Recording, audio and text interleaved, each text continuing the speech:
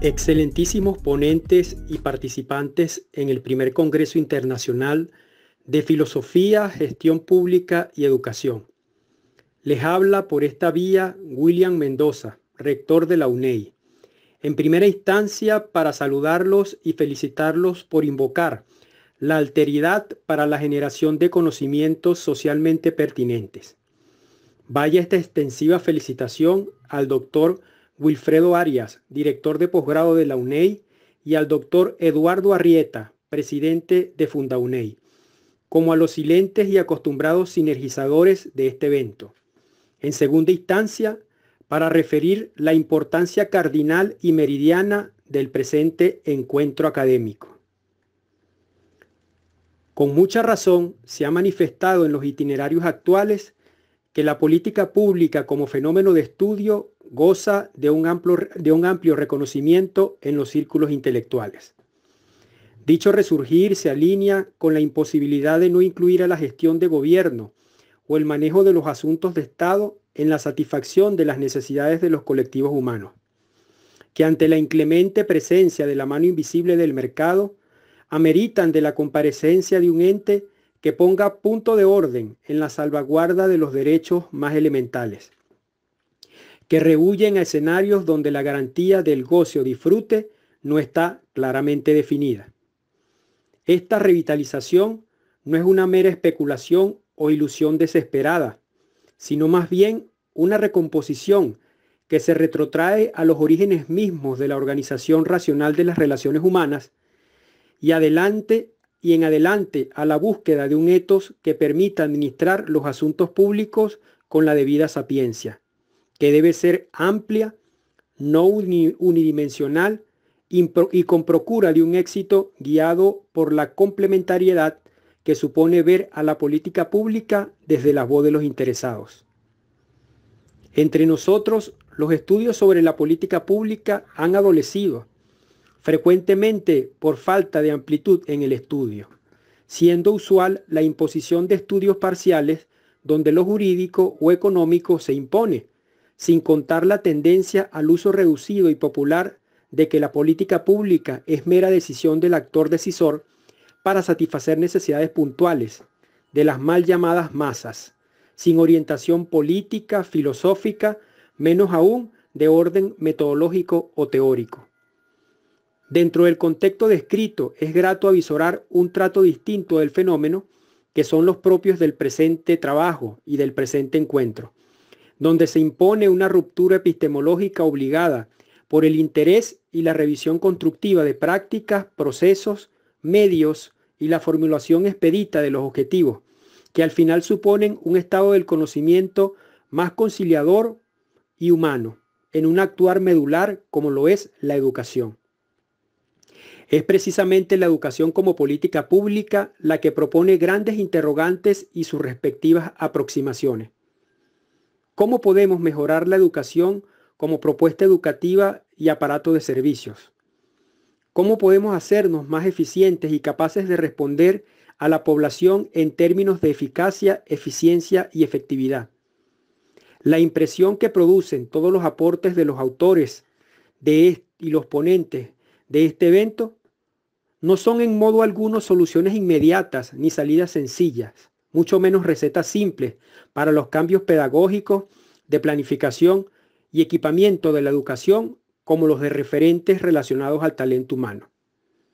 El objetivo de los aportes y el objetivo de este evento es mostrar la variedad de elementos que conforman el fenómeno de la política pública relacionada a la educación, de los cuales se pueden extraer lecciones útiles que soporten tamaña complejidad. Por ejemplo, la dificultad para definir con precisión dónde comienza y dónde termina el ámbito de la política pública en materia de educación y cómo diferenciar con otros actos que se engloban bajo la impronta de política pública. Cómo satisfacer las expectativas y demandas naturales de los sujetos involucrados en la materialización de las políticas públicas, es decir, decisores y beneficiarios, considerando a los últimos la clave para mantener, por ejemplo, la legitimidad en la administración de los asuntos del Estado. Cómo conciliar en términos de logros los aspectos políticos y técnicos en el manejo de una política pública en armonía. La tarea es sin duda exigente. Consiste en reconocer las redes y relaciones políticas, económicas, sociales, metodológicas que son ineludibles y que forman parte de la realidad de estos fenómenos. Ello requiere, en un sentido general, la dirección exacta para poder encontrar las respuestas a nuestras interrogantes. Estoy más que seguro que en este evento existirá un aporte teórico para tratar de encauzar las acciones y esfuerzos que logren ese fin. Bienvenidos todos, mil gracias a los participantes y a los excelentísimos ponentes y también a los organizadores del evento. Muchas gracias.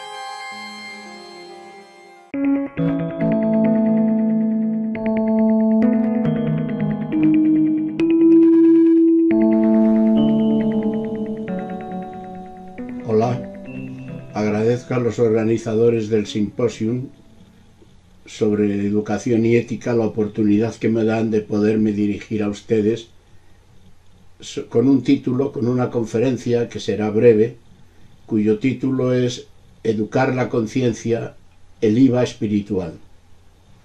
Lo del IVA espiritual es un intento de llamar la atención, son unas siglas que brevemente o en poco tiempo dilucidaré de qué se trata. La cuestión es que las personas, las culturas, los humanos, desde siempre, venimos con la preocupación y la inquietud de conseguir un mundo mejor, un mundo donde haya más justicia, más igualdad, menos falta de libertad, etcétera, etcétera, concretado en todos los desajustes que de tipo económico, sociológico, social, cultural, etcétera, se dan en las diferentes culturas, comunidades y países. Pero por otro lado, siempre mantenemos la esperanza ilusionada de que todo sería de otra manera si hubiese mayor educación, si hubiésemos conseguido un nivel de educación en el que las personas puedan ser más libres, más autónomas, más seguras, más confiadas, en definitiva más fraternas. Entonces, ¿qué es lo que pasa? Pues que el ser humano es un ser complejo, que ya desde la cultura griega y en todas las culturas de forma transversal se ha presentado como una realidad cargada de problemas y de dificultades. Así, ya Platón distinguía el alma irascible, el alma concupiscible, el alma racional, a la que llamaba el auriga de nuestra realización humana.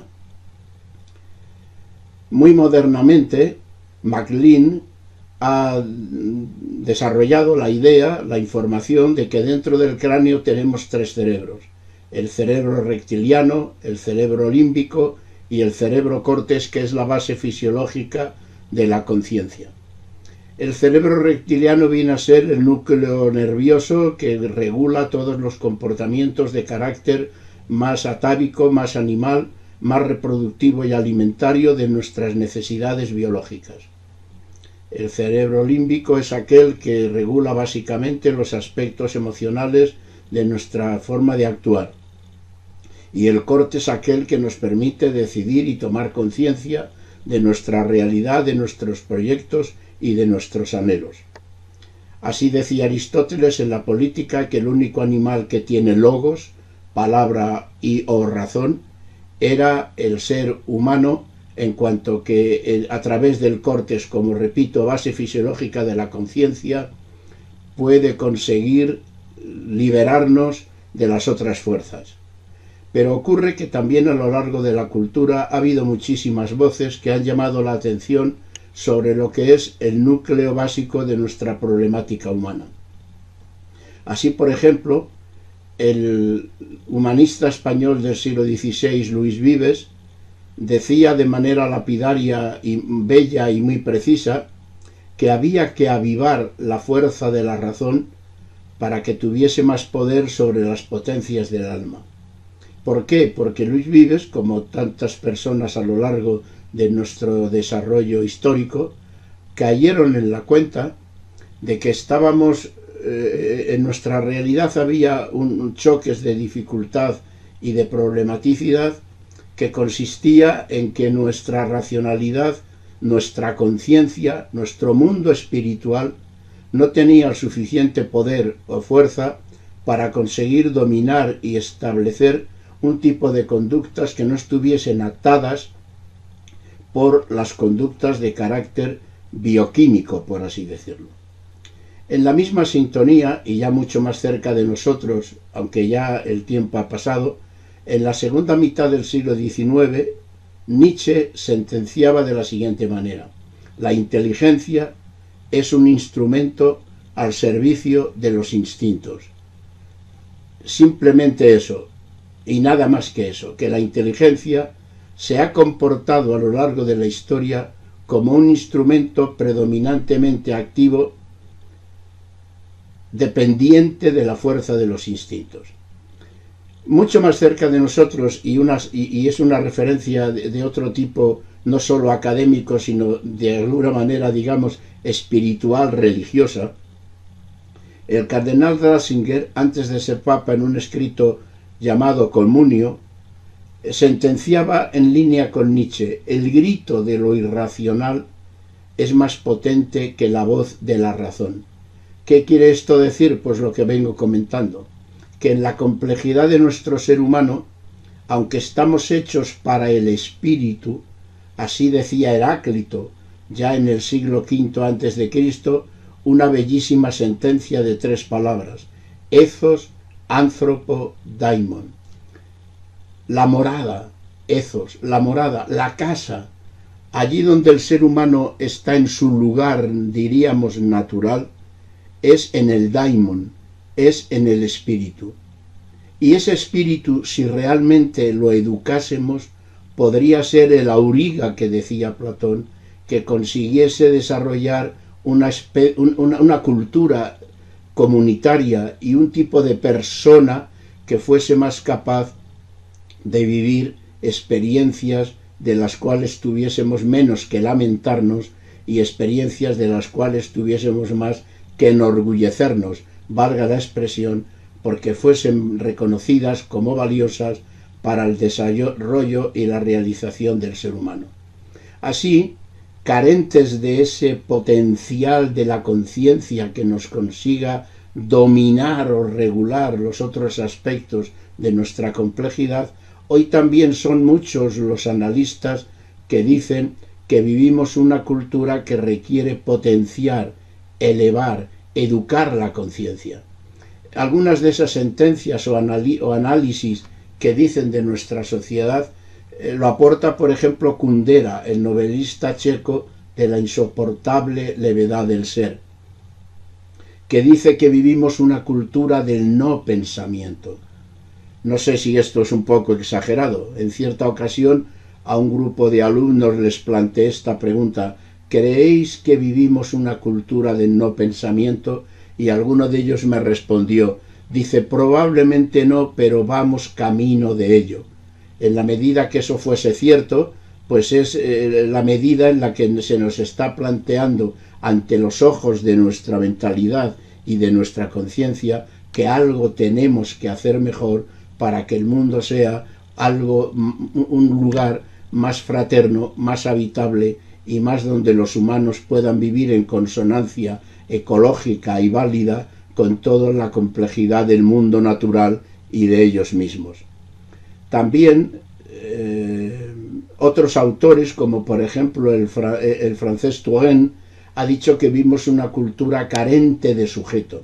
O sea, el ser humano ha dejado o está dejando de presentarse en su realización como el sujeto de sí mismo, como un ser autónomo, para estar dominado por las fuerzas atávicas de la naturaleza, que son las que viven en nosotros y no nos dejan realizarnos como potencialmente podríamos realizarnos o deberíamos realizarnos.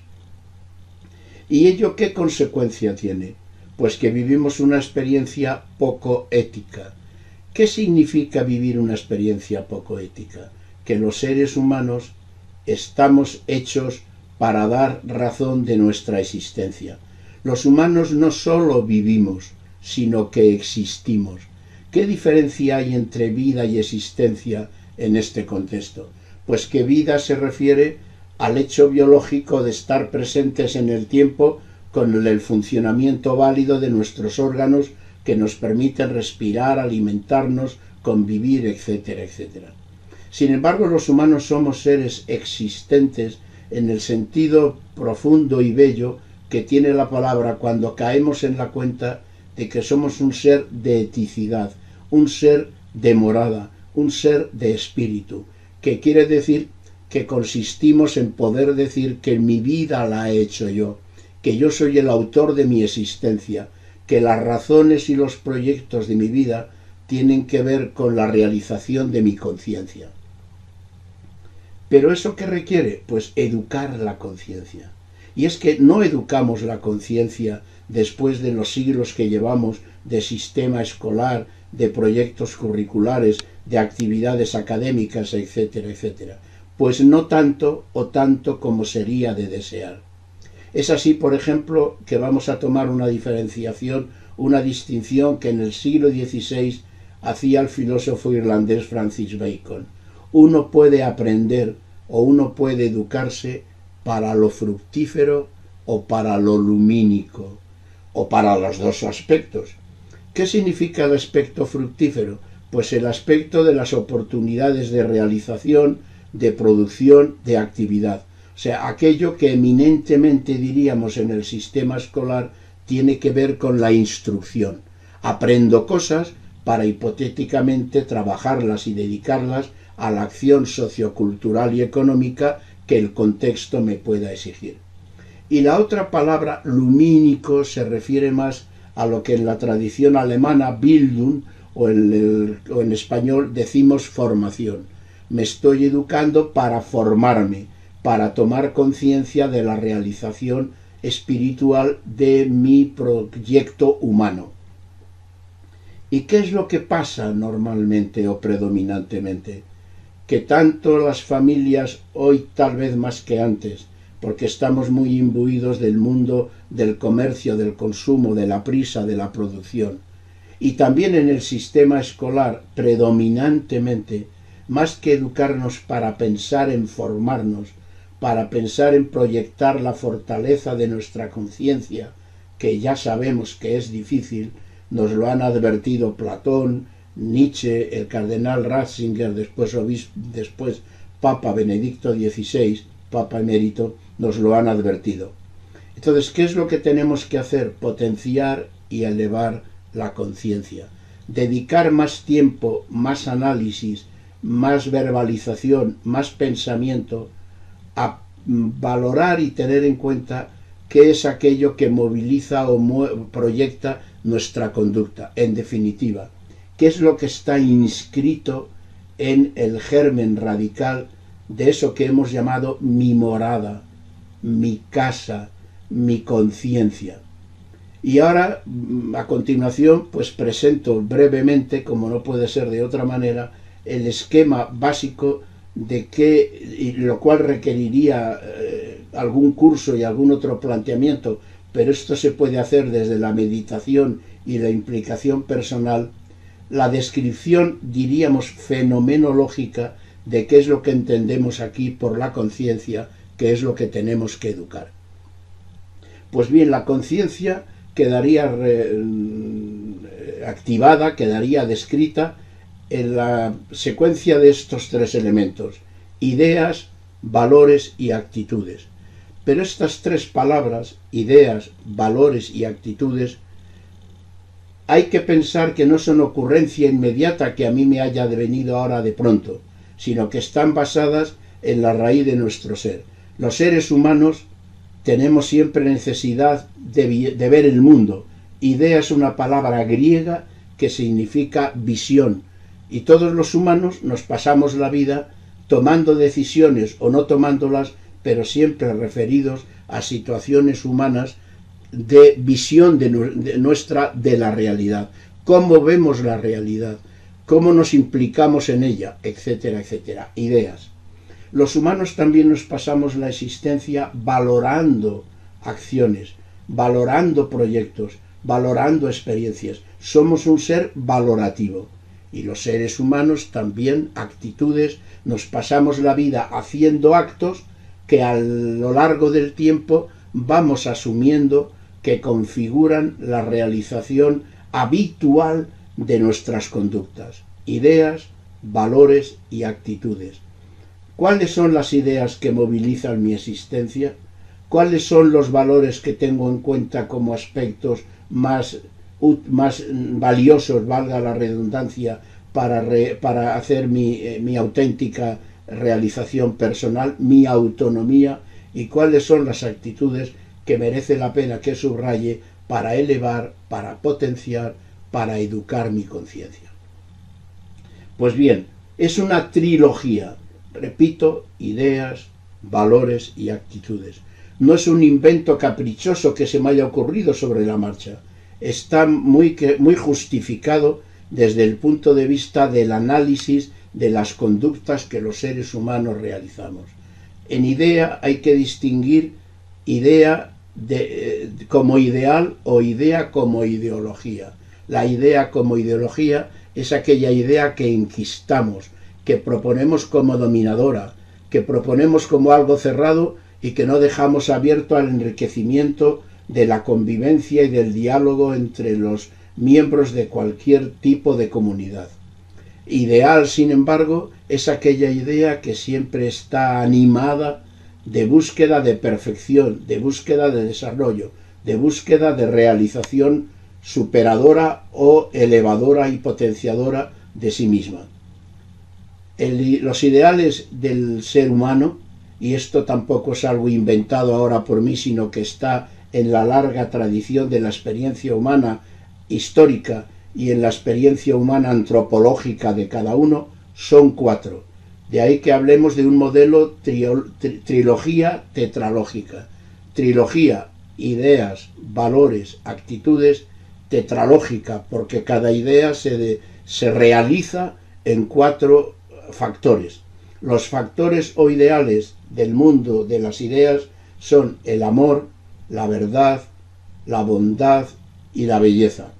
El amor como elemento transversal, eros. Eros es una palabra griega, y esto es una de las cosas más bonitas que nos dejó la cultura griega, compuesta de 2 elementos, y ros. Deriva de penia, otra palabra griega que significa carencia. Iros depende de poros, otra palabra griega que significa abundancia. ¿Qué es lo que nos está diciendo el amor como eros? Que hay que entender y comprender la existencia humana como un esfuerzo permanente de reconocer carencias para ir a la búsqueda de la mejoría. Esto es lo que debe patentar nuestra conciencia, que somos una realidad a la que le falta perfeccionamiento y que podemos o debemos estar en permanente acción de búsqueda. ¿Y cuáles son los 3 grandes ideales respecto de los que el eros ha de estar siempre dinamizado? La búsqueda de la verdad, la búsqueda de la belleza y la búsqueda de la bondad. Einstein, el gran físico, también hombre preocupado por la reflexión humanística, decía muy bellamente en alguno de sus escritos: qué raros somos los mortales. Para poco tiempo que estamos aquí, muchas veces no caemos en la cuenta de que todo lo que hacemos o todo lo que hemos hecho ha tenido que ver y ha estado relacionado con los demás. Y continuaba: los 3 ideales que han dinamizado mi vida permanentemente han sido la búsqueda de la verdad, la búsqueda de la belleza y la búsqueda de la bondad. La pregunta operativa es: ¿cuánto hay en nuestra educación, ya sea educación sociocultural en general, ya sea educación familiar más en concreto, ya sea educación escolar, cuánto hay en esos ámbitos de reflexión, de acción y de proyección concreta que tenga que ver con cómo está mi conciencia respecto de los ideales que ineludiblemente y siempre van a estar presentes en mi acción, que es qué quiero yo buscar, eros, qué quiero yo desear y qué deseo o cómo deseo eso respecto de tres factores que están ineludiblemente presentes en mi conciencia, que es la búsqueda de la verdad, la búsqueda de la belleza y la búsqueda de la bondad. Por ponerse un ejemplo, digamos que hay un claro reflejo de que estamos en tiempos de seria crisis, porque hemos aceptado vivir en reconocer que estamos en una cultura de la posverdad. Ya parecería que tanto estar comunicados de mensajería, muchas veces no suficientemente ni analizada, ni criticada, ni contrastada, ni valorada, hemos llegado a aceptar que cualquier cosa que nos digan puede tener el atisbo de ser verdad, cuando desde el análisis racional, desde la atención escucha activa a la realidad, caeríamos en la cuenta de que aquello que estamos compartiendo no tiene nada del ideal de la verdad. Trilogía tetralógica: ideales, valores, actitudes. Ideales: amor, verdad, belleza, bondad. Educarnos en eso, educarnos en lo lumínico de esos aspectos para poder hacer que nuestra cultura, nuestra psicocultura, nuestra morada espiritual, hipotéticamente pueda tener una mayor carga de eticidad y una mayor capacidad de resolver los problemas de los humanos sin tanta violencia, sin tanta desigualdad y sin tanta incoherencia entre muchas veces las cosas que a veces decimos y las muchas cosas que a veces o casi siempre hacemos. En segundo lugar, los valores. ¿Cuáles son los valores, aquello más valioso que los humanos histórica, comunitaria y personalmente vivenciamos? Pues aquí nos podemos apoyar, o yo me he apoyado, en el artículo 1 de la Declaración de los Derechos Humanos de 1948. El valor de la libertad, el valor de la igualdad, el valor de la dignidad y el valor de la fraternidad. Quiere decirse que si en nuestros comportamientos, conductas y relaciones mantuviésemos un mayor nivel de proyección respecto del afán por ser libres, por reconocernos dignos, por vernos iguales y por sabernos fraternos, qué duda cabe que el mundo sería de otra manera. Venimos diciendo, ¿por qué eso no se da con facilidad? Pues porque ya empecé por ahí. Somos un ser complejo cuya racionalidad requiere mucha nutrición espiritual para que su voz tenga más poder que el grito de lo irracional, o para que la inteligencia deje de estar al servicio de los instintos y esté más al servicio de su propia liberación, de su proyecto ético, de la realización autónoma de su existencia. Ello es posible, pero requiere ponerse en trance fuerte, contundente y activo de potenciar y elevar nuestra conciencia, aquello para lo que hemos nacido, que en definitiva es dar razón de nuestro ser vital y existencial. Y por último, el tercer ámbito trilógico, o el tercer elemento de la trilogía, las actitudes. ¿Qué actitudes me aparece que tienen que ver con una racionalidad que esté más presente en la conducta de los seres humanos? Pues estas cuatro. La actitud del respeto, la actitud del compromiso, la actitud de la competencia cooperativa y la actitud de la responsabilidad. La actitud del respeto, ¿por qué? No porque también sea una decisión aleatoria o una decisión caprichosa de mi parte, no. El respeto por la sencilla razón de que los seres humanos tendemos a ver el mundo desde el monóculo de nuestra percepción histórico-cultural, y nos cuesta trabajo abrirnos a realidades diferentes. Pues por esto la actitud del respeto viene como anillo al dedo a este problema, porque el respeto tiene una etimología preciosa que pone el dedo en la llaga respecto de este problema. Respeto significa volver a mirar. Espeto viene del verbo espicio, spicere, un verbo latino que significa mirar.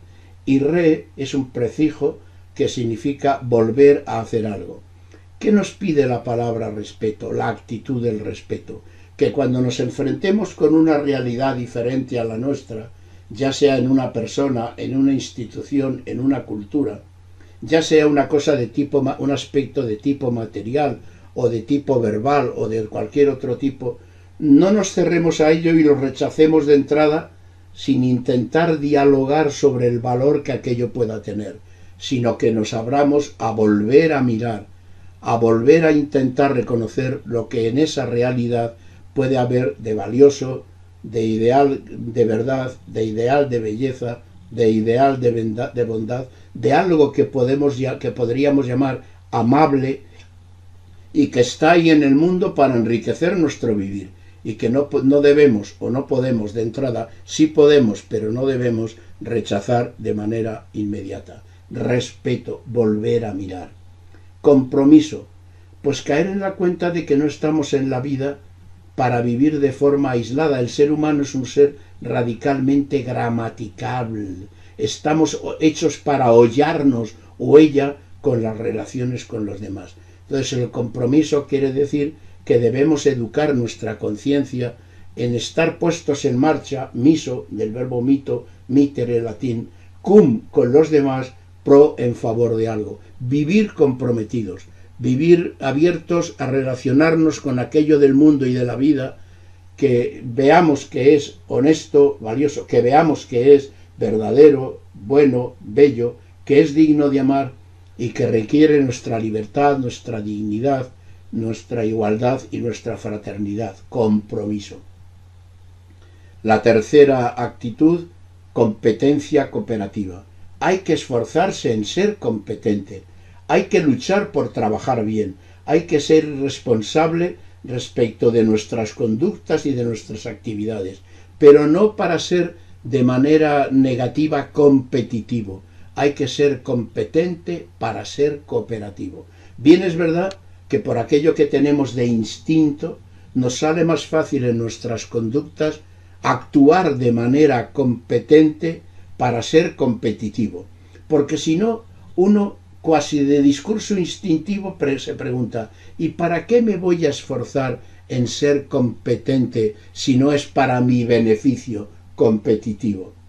Hombre, el beneficio tiene que darse también como una posibilidad y como una realidad, pero no de manera ni dominante ni excluyente, porque si alguien gana siempre y todos los otros terminan perdiendo, el que gana siempre también terminará perdiendo, porque no tendrá con quién jugar y llegará a estar hundido en su solipsismo.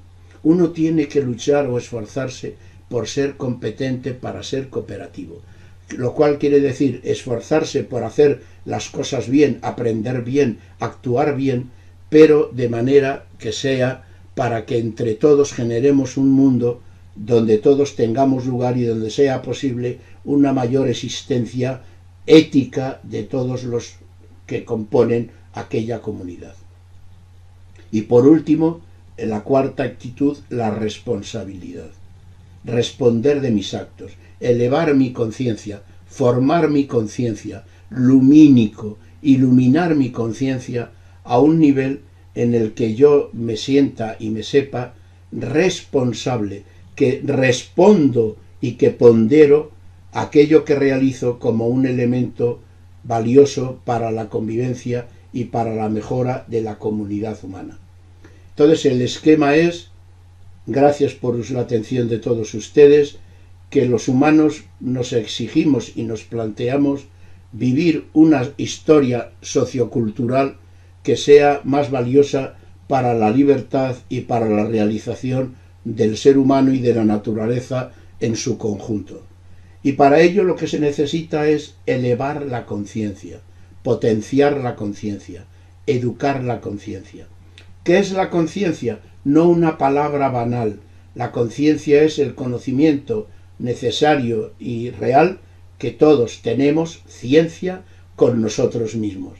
Y eso no lo podemos dejar al albur, al azar o ya veremos lo que pasa, sino que eso lo podemos y lo debemos tener en cuenta como el elemento clave de nuestra realización ética, en cuanto que debemos ser seres autónomos, de nuestra existencia, que en eso consiste nuestra auténtica realización.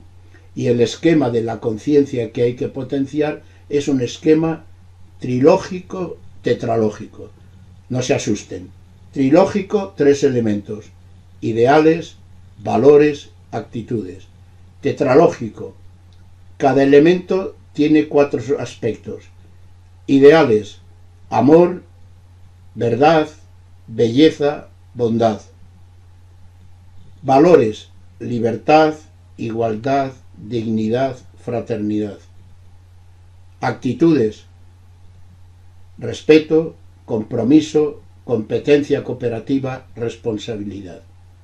Esforzándonos en darle vida espiritual a esos elementos, podemos conseguir que nuestra existencia sea más ética y que la convivencia en todos los aspectos de la vida sea más valiosa para la realización de personas de humanidad y de naturaleza que convivan de manera más útil y conveniente para el conjunto de la humanidad. Muchísimas gracias, ha sido un placer, que Dios les bendiga y hasta otro momento.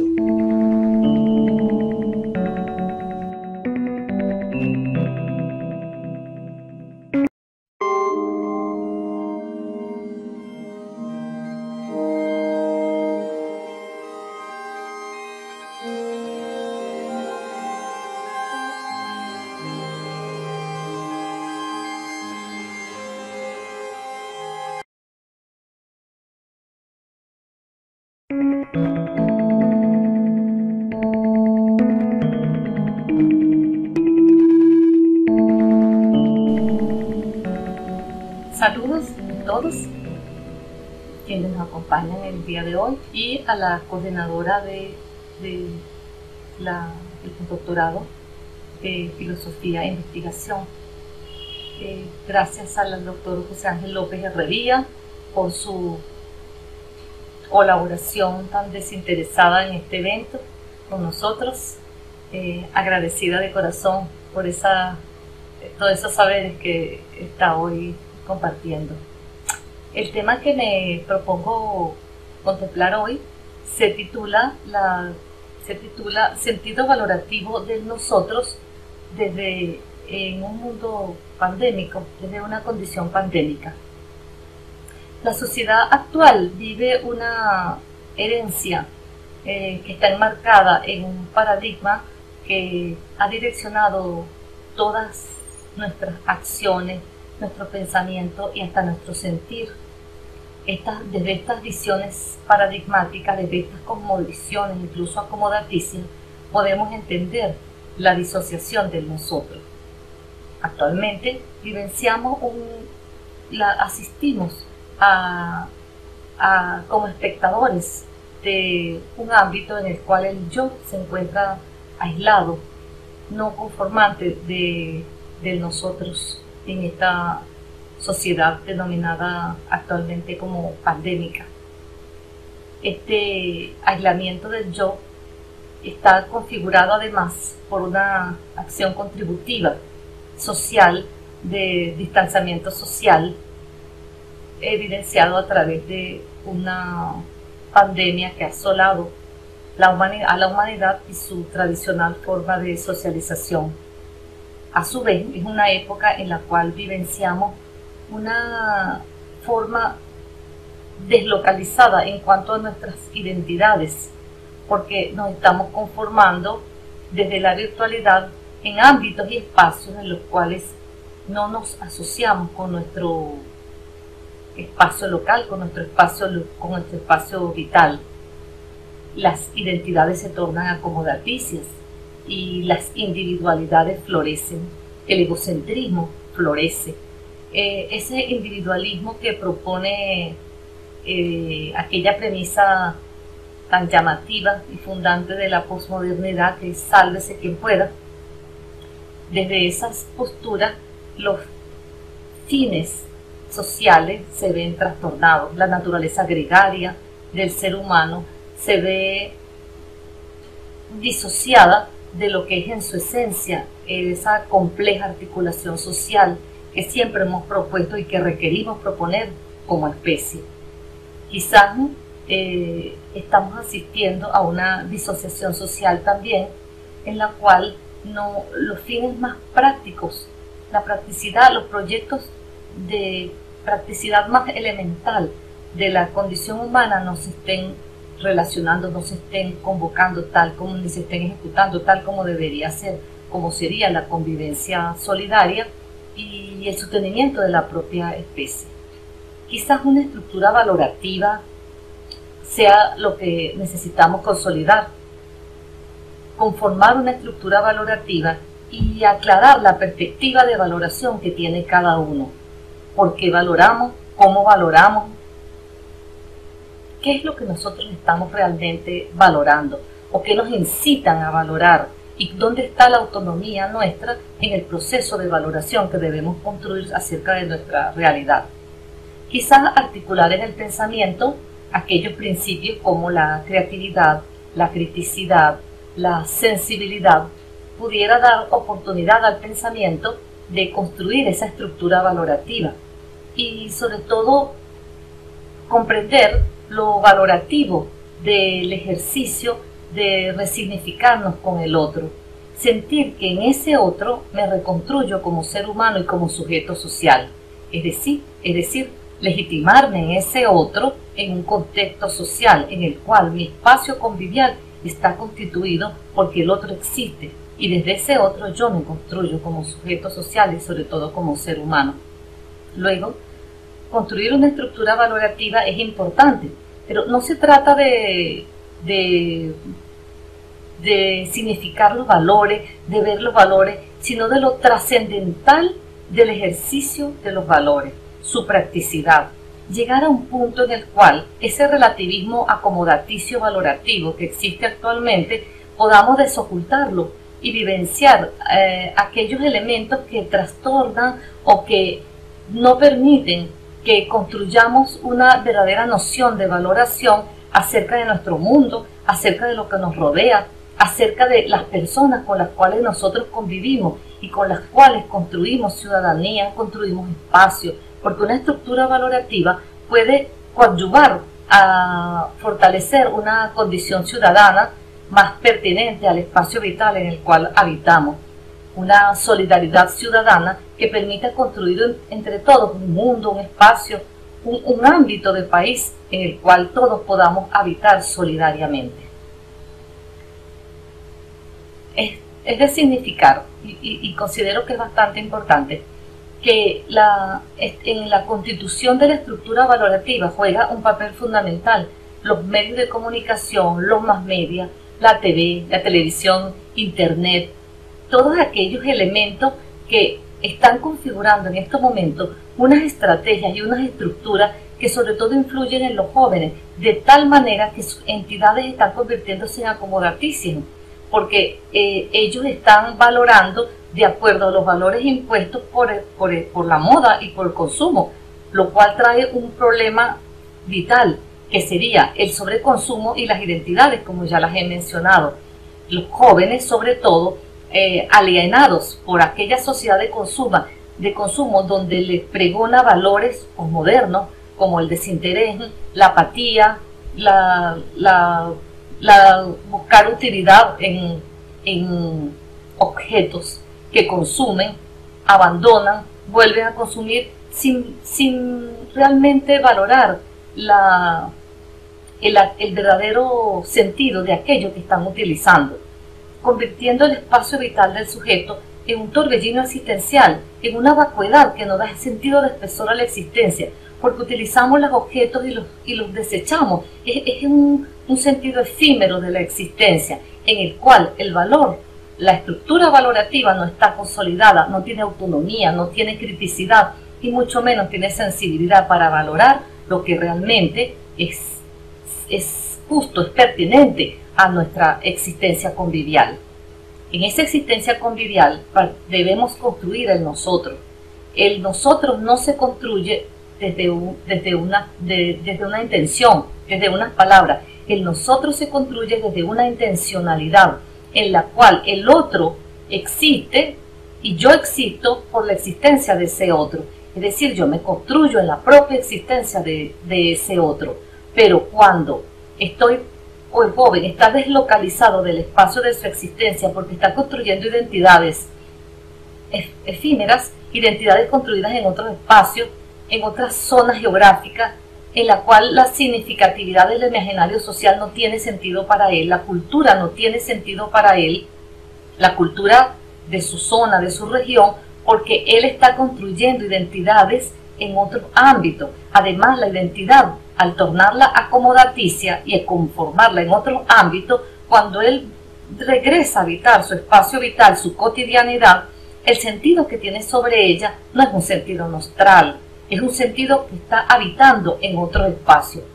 Les hablaba de la significatividad, de la importancia que tiene el sobreconsumo, sobre todo porque hay unas estrategias que construyen los medios de comunicación, la moda, las sociedades de consumo, que son unas estrategias tan sólidas, tan jerarquizadas, tan bien construidas, que la escuela no tiene nada que decir con respecto a ello. Y el joven siente que no es pertinente los valores y lo que le enseñan en su escuela o en su entorno educativo, porque ya él está mediatizado en un ámbito donde todo está totalmente construido y donde se le dice que esa es la única verdad y que así deben ser las cosas. Inclusive hay un hecho que tenemos que mencionar: la estructura valorativa o los valores que están pregonando en las escuelas los maestros lo hacen bajo una concepción rígida y autoritaria, no tan flexibilizados y tan acomodaticios como los que presenta la sociedad de consumo, la televisión, los más media. Por otra parte, los adultos no están colaborando, porque los adultos están asumiendo una estructura valorativa o un sentido del valor que no es cónsono con lo que ellos pregonan. Es decir, ellos están disociados, están escindidos entre lo que pregonan y lo que hacen, porque ahora resulta que los padres o los adultos, vamos a hablar mejor del mundo de los adultos, quiere sentirse también inserto, también tiene que sentirse mediatizado por la moda para ganarse la voluntad o la simpatía de los jóvenes, pero entre otras cosas estar, como decíamos antes, en la cresta de la ola, sentirse en la onda. Pero esto no es así, los valores son únicos, son universales, la ética es una, eso no puede ser acomodaticio. Entonces el mundo de los adultos está cuestionado por los jóvenes, porque ellos saben que están buscando una simpatía o una adhesión a ellos a través del ejercicio de unos valores que no son precisamente los que pregonan. Luego el joven tiene que tener mucho cuidado, los adultos tenemos que tener mucho cuidado con respecto a la construcción de una estructura valorativa. Yo sugeriría que al construir esta estructura hagamos gala de una articulación del pensamiento con respecto a la sensibilidad, la criticidad y la creatividad, sensibles para ser más empáticos con las otras personas, poder ponernos en el lugar del otro, poder sentirnos en un espacio convivial donde el nosotros tenga cabida y tenga participación, donde valoremos ese sentido del nosotros. Desde la dimensión crítica podemos reconstruir nuestros espacios para develar las ideologías y lo socialmente dado que nos hace ser, participar, hablar de una determinada manera.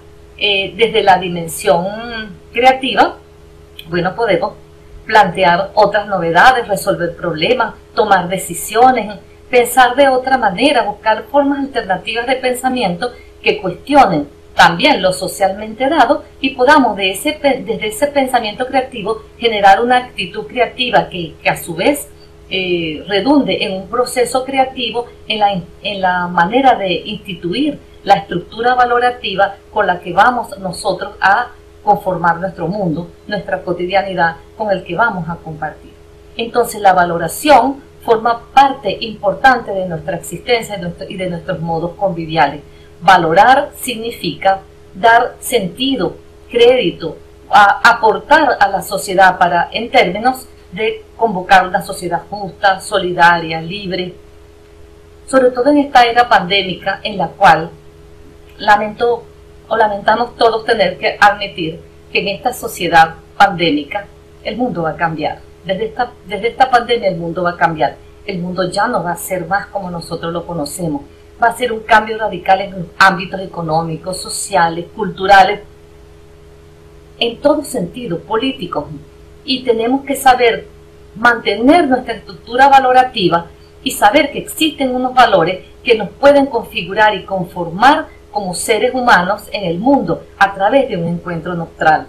Quizás la práctica filosófica del amor sea una gran oportunidad para construir esa esencialidad del encuentro nostral entre nosotros, los seres humanos que habitamos este mundo y que habitaremos la era pospandémica, que requerirá de una reconstrucción social desde la noción intrínseca de la valoración.